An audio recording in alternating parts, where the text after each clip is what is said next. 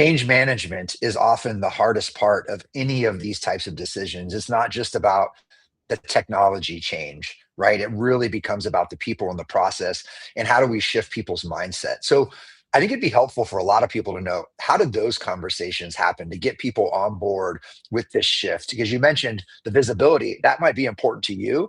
How do you make it important to them? Yeah, we started with a beta test. We tested Peerlogic against a competitor for about 6 months. We had about 5 offices on the beta, and just very quickly, just understanding like the missed call percentage, right? We weren't diving that much further than that at that point, but even understanding the percentage of calls that our offices were missing was key.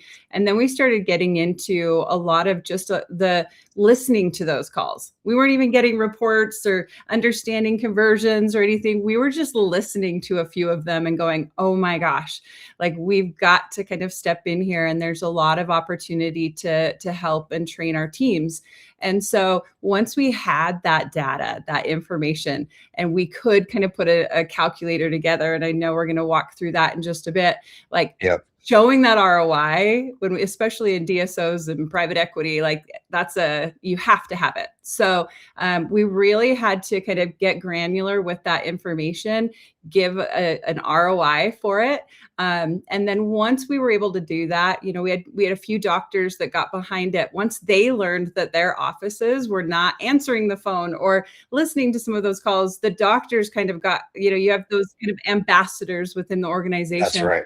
And the ambassadors were able to help us kind of sell it throughout the entire organization. So I understand the world. I understand, like, it's not just an executive decision. You go in and you just change everybody's phones. It's a huge lift in terms of something like that. But I will say, like, the onboarding we had with Peerlogic, I think it took about 6 months. We were launching, 10 to 15 offices a month. It was very, Yep. very easy. And I didn't hear any complaints for the team, that it was some big change in their minds.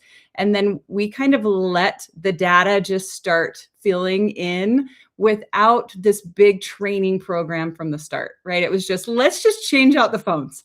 There Right. was no big training on the data. There was no big training on anything else at that point. It was just, let's just get some centralized data. And we did that for about 8 months. And I think just allowing there to be the phased approach really helped us out. Yeah, that thought process is absolutely critical because beyond the doctors themselves who are owning their practice and creating those champions, I think that's a huge piece of the puzzle. But then the staff, right? They're already feeling overwhelmed. So that idea of making it simple to start and just giving yourself the opportunity to roll out in tranches different phone systems and then let me collect the data. Let me start to just understand, get my arms wrapped around what's happening here, because that's going to give you the power